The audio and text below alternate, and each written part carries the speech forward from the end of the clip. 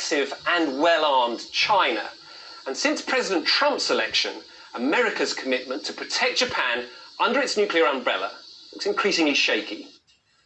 For the first time in post-war history, there is now a president in the White House who has openly and repeatedly said it's time for Japan to defend itself.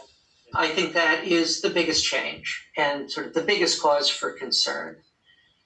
And if Japan is moving in a direction of relying more on its own capabilities, I believe that's primarily because of a loss of credibility in U.S. security guarantees.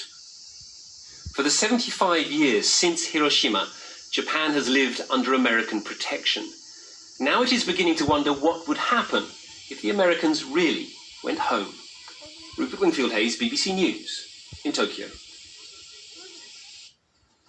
France has recorded its highest number of daily coronavirus infections in more than 2 months. Figures released on Wednesday showed 1,695 new cases within 24 hours. France has the third highest death toll in Europe, behind the UK and Italy. The city of Toulouse has introduced new rules requiring face masks to be worn in its busiest streets.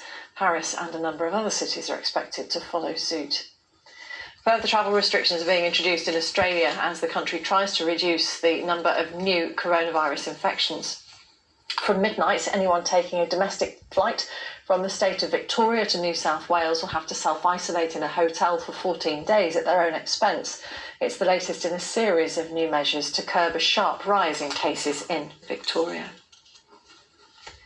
At the age of 23, not many of us are planning to sail across an ocean, but Natasha Lambert is, despite obstacles that most of us would think were insurmountable. Natasha is quadriplegic and has already sailed from England to France and from Scotland to Ireland.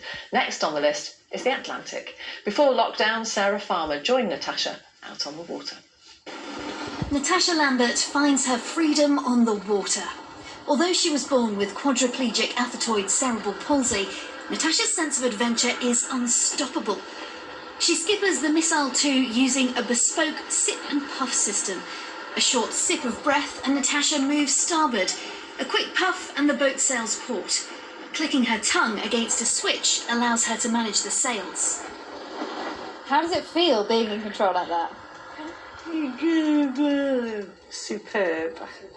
Yeah, you really like to have the control, don't you? It's an amazing feeling for you. And that's something that control-wise, Tasha doesn't always have in the rest of her life. So to be in control of